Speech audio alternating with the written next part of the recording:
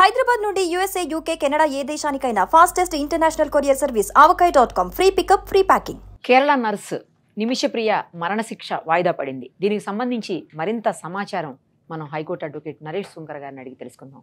నమస్తే అండి. నమస్తే అండి. యమన్ ప్రభుత్వం ప్రస్తుతానికైతే మరణశిక్షని వాయిదా వేసినటువంటి సిచ్యుయేషన్ అందరూ కోరుకున్నారు. నిజానికి చెప్పాలంటే ఇండియన్స్ అయితే ముఖ్యంగా ఆమెకి ఏ శిక్ష పడకూడదు, క్షేమంగా ఉండాలని చెప్పేసి కోరుకున్నారు. సో దీన్ని ఎలా చూడాల్సి ఉంటుంది? అంటే ఇది కంటిన్యూ అవుతుందా, ఈ శిక్ష కంటిన్యూ చేస్తారా, లేకపోతే మొత్తానికి రద్దు చేసే అవకాశం ఏమైనా కనిపిస్తుందా?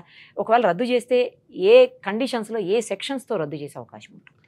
బ్రతుకు తెరువు గురించి మన దేశం నుంచి విదేశాలకు వెళ్ళడం, ప్రత్యేకించి గల్ఫ్ దేశాలకు వెళ్ళడం అనేది మనం అనాదిగా చూస్తూనే ఉన్నాము. దానికి సంబంధించి కూడా కేరళకి సంబంధించిన నిమిషప్రియ అనే ఆవిడ 2008లో యమన్లో ఆవిడ నేచర్ ఆఫ్ ప్రొఫెషన్ ఏంటి అంటే కనుక నర్సు.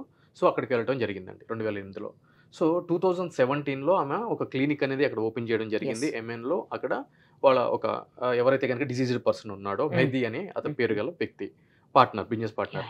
సో అతను ఈ బిజినెస్ పార్ట్నర్ అనే వంకతోటి ఈమె యొక్క పాస్పోర్టు బలవంతంగా లాక్కొని అతని దగ్గర పెట్టి ఇవ్వకపోవడము, ఈమెను సెక్సువల్ అబ్యూస్ చేయడము, ఈ విధంగా తరచూ చేయడం చేత ఈమె ఏం చేసింది అని అంటే కనుక 2017లో అక్కడి ప్రభుత్వం యొక్క కథనం ప్రకారం లోకల్ కోర్టు విధించిన శిక్ష ప్రకారం ఏంటి అని అంటే కనుక సెడిషన్స్, కొన్ని మత్తు పదార్థాలు అనేవి తన యొక్క పార్ట్నర్కి ఇచ్చి అతన్ని చావడానికి కారణమయ్యింది అని చెప్పి ఈమె యొక్క ప్రధాన అభియోగం. దానికి సంబంధించి అక్కడి ప్రభుత్వము, అక్కడి లోకల్ కోర్టు ఆమెకి మరణశిక్ష అనేది విధించడం జరిగిందండి. సో దానికి సంబంధించి 2018 నుంచి కూడా ఆమె యమన్లో అక్కడ జైల్లో అనేది ఉండటం జరిగింది.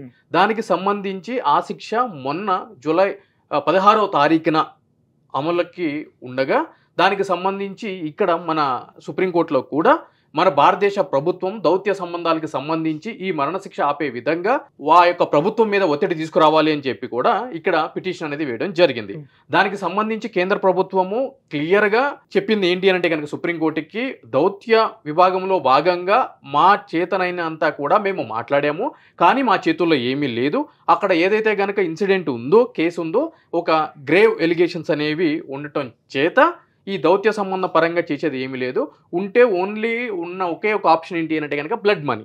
అసలు ఈ బ్లడ్ మనీ అంటే ఏంటి అంటే కనుక ఇస్లామిక్ లా ప్రకారము ఎవరైనా సరే ఒకళ్ళు నిందితులుగా పేర్కొనబడితే వాళ్ళని ఆ శిక్ష రద్దు చేసి వాళ్ళని బయటికి పంపించాలి జైలు నుంచి అని అంటే కనుక దియాత్ అని చెప్పని అంటారండి ఇస్లామిక్లో. అంటే ఏంటి అంటే కనుక కాంపన్సేషన్, మన భాషలో మాట్లాడే కాంపన్సేషన్. అంటే ఎవరైతే కనుక వ్యక్తి మరణించాడో ఆ మరణించిన వ్యక్తి యొక్క కుటుంబంలోని అందరి సభ్యులు కూడా మీరు ఇచ్చే కాంపన్సేషన్ తీసుకోవడానికి సిద్ధంగా ఉండి సదరు నిందితుడు లేదంటే కనుక నిందితురాలకి శిక్ష పడకుండా ఉండటానికి మేము మా యొక్క సమ్మతి తెలియచేస్తున్నాము అని చెప్పి సదరు ప్రభుత్వానికి ఇచ్చే అంగీకారం అనేది దియాత్గా మనం చెప్పబడుతుంది. So that is called blood money. So అదొక్కటే ఆప్షన్ ఉంది అని చెప్పి కూడా చెప్పడం జరిగింది. అయితే అందరూ కూడా ఇక ఈ మరణశిక్షని ఆపలేరు, ఇది మరణశిక్ష ఖాయము అని చెప్పుకున్న క్రమంలో మరణశిక్షని అక్కడ ప్రభుత్వము వాయిదా వేయడం జరిగింది. సో ఎందుకు వాయిదా వేయడం జరిగింది అని అంటే కనుక కేరళకి సంబంధించిన కొంతమంది సున్నీ మతానికి సంబంధించిన మతస్థులకు సంబంధించిన పెద్ద మతాధికారులు అక్కడ ఉన్న మత పెద్దలతోటి మాట్లాడి, మేము ఈ యొక్క విక్టిమ్ యొక్క సంబంధికులతో మాట్లాడుతున్నాము, ఈ బ్లడ్ మనీకి సంబంధించిన అంశం అనేది మేము నెగోషియేషన్ చేస్తున్నాం కాబట్టి మీరు ఆపండి అని అంటే కనుక తాత్కాలికంగా వాయిదా అనేది వేయడం జరిగిందండి. ఓకే. సో ఎలా అంటే రేపు ఒకవేళ అది ఓకే అయితే ఈమెకి ఇంకా మరణశిక్ష ఉండదు, అయిపోతుంది. ఒకవేళ అది ఒప్పుకోలేదు అంటే మళ్ళీ కంటిన్యూ చేస్తారని ఇంకో డేట్ ఇచ్చి మళ్ళీ కంటిన్యూ చేస్తారు. 100% కంటిన్యూ చేస్తారు. ఇక్కడ ఉన్న ఇంకొక ఇబ్బంది ఏంటి అంటే కనుక ఇస్లామిక్ లా ప్రకారము కుటుంబంలో ఉన్న అందరు వ్యక్తులు ఒప్పుకోవాలి. ఓహో. ఆ కాంపన్సేషన్కి ఒక వ్యక్తి కాదు. అంటే ఇప్పుడు వాళ్ళ తమ్ముడు, మనం ఇంటర్నేషనల్ మీడియా కథనాలు మనం చూసుకున్నట్లయితే కనుక ఎవరైతే కనుక విక్టిమ్ చనిపోయిన వ్యక్తి ఉన్నాడో అతని యొక్క తమ్ముడు, మేము ఎటువంటి బ్లడ్ మనీకి అంగీకరించలేదు, మాకు న్యాయం జరగాలి, మాకు ఈ ప్రతీకార రూపంలో ఈమెకి మరణశిక్ష విధించడం అనేదే తగిన శాస్తి అని చెప్పి చెప్పడం జరుగుతుంది. సో కుటుంబంలో ఏ ఒక్క వ్యక్తి ముందుకు వచ్చి ఒప్పుకుని మిగిలిన వ్యక్తులు ఒప్పుకోకపోయినా కూడా అది ముందుకు వెళ్ళటం అనేది జరగదు. ఇప్పుడు ఈమెను అంటే సెక్సువల్గా కూడా అబ్యూస్ చేశారు అని అంటున్నారు కదండి. మరి అది ప్రూవ్ అయినటువంటి క్రమంలో అంటే ఆమెను రక్షించుకోవడానికి చేసిన ప్రయత్నంలో ఇది జరిగింది అని అట్లా తీసుకోదా కోర్టు? అంటే ఇస్లామిక్ ఇప్పుడు ఇక్కడ కూడా మనం చూసినట్లయితే అంటే ఇస్లామిక్ లాస్ గురించి తీసుకున్నా మన ఇండియన్ లాస్ గురించి తీసుకున్నా కూడా ఇక్కడ ఏం జరుగుతుంది అని అంటే కనుక వ్యక్తి యొక్క రక్షణ కోసము ఆర్టికల్ 21లో గన్ లైసెన్స్ అనేది ఇవ్వడం జరుగుతుందండి కొంతమంది ప్రధానమైన వ్యక్తులకి, అందరికీ కాదు, కొంతమంది ప్రధాన అంటే వాళ్ళ యొక్క ఆస్తుల గురించి కానీ వాళ్ళ యొక్క ప్రాణాలను కాపాడుకోవడానికి, లేదంటే కనుక వాళ్ళ కుటుంబానికి సంబంధించిన వ్యక్తుల ప్రాణాలు కాపాడుకోవడానికి కానీ, లేదంటే కనుక వాళ్ళ ఆస్తులు సంరక్షించుకోవడానికి కానీ.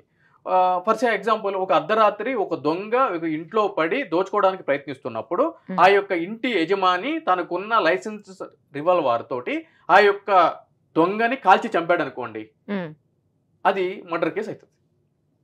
302 అంటే పాత ఐపీసీ 302 ప్రకారం మర్డర్ కేసు అవుతుంది. అదేంటి ఆత్మరక్షణలో భాగంగా కదా నీకు నాకు రివాల్వర్ ఇచ్చింది, సో అతను దొంగ కదా, ఆ దొంగతనం చేసే క్రమంలో మా ప్రాణాలకి హాని జరుగుతుంది అని చెప్పి నేను కాల్చి చంపాను కదా, ఎందుకు కేసు పెట్టారు అనడానికి ఉండదు. దానికి కూడా కొన్ని నియమ నిబంధనలు అనేది పొందుపరచడం జరిగింది. అంటే మొదటగా ఎక్కడ కాల్చాలి, ఏ విధంగా అతన్ని ఆపడానికి, ఆ నేరం చేయకుండా ఆపడానికి ఏం చేయాలి. ఈవెన్ పోలీసులకు కూడా వెపన్స్ ఇచ్చినా కూడా మీకు law and order problem create అయినప్పుడు మొదటగా గాల్లోకి కాల్పులు చేయడం జరుగుతుంది తప్ప డైరెక్ట్ గా ఈ చెస్ట్ల మీదో లేదంటే కనుక ఈ ఫోర్ హెడ్ మీదో కాల్చడం అనేది జరగదు. సో ఇటువంటిది తీసుకున్నట్లయితే కనుక అక్కడ కూడా అటువంటి హెరాస్మెంట్ కి సంబంధించి ఏదైనా కూడా ఉన్నా కూడా Islamic laws compare to other laws చాలా టఫ్ గా ఉండటం జరుగుతుంది. సో కాబట్టి వాటిలన్నింటినీ కన్సిడర్ చేయకుండానే ఒక ప్రాపర్ ట్రయల్ జరిగిన తర్వాతనే ఇది, ఎందుకంటే 2017లో జరిగితే 2019 నుంచి కూడా ఈమె జైల్లో ఉండటం జరిగింది. Now we are in 2025. So elaborated trial అంటే అప్పటి నుంచి కూడా ఈమెకు సంబంధించిన తల్లిదండ్రులు కానీ, అదేవిధంగా భర్త కానీ, వీళ్ళందరూ కూడా కొంతమంది అడ్వకేట్స్లు కానీ, అదేవిధంగా ఈ మతానికి సంబంధించిన పెద్దలు కానీ ప్రయత్నాలు జరుగుతూనే ఉన్నాయి. ఆ ప్రయత్నాలన్నీ దాటుకునే ఇక్కడ దాకా రావడం జరిగింది. రైట్ అండి. అయితే వెయిట్ చేయాల్సింది ఏం జరుగుతుంది అనేది. ఆ బ్లడ్ మనీ ఇష్యూ ఏమైనా సక్సెస్ అయితే బయటకు వస్తుంది, లేదు అంటే కనుక ఇస్లామిక్ మీరు అన్నట్టు ఇస్లామిక్స్ మనలాగా ఉండవు, కొంచెం స్ట్రిక్ట్ గా ఉంటాయి కదా, చాలా దారుణంగా ఉంటాయి. దట్టు ఏంటి అంటే కనుక అక్కడ డెమోక్రసీ అనే కాకుండా వాళ్ళ యొక్క రాజులు, ఆ మతానికి సంబంధించిన పెద్దలు ఆ యొక్క దేశాన్ని పాలించడం జరుగుతుంది.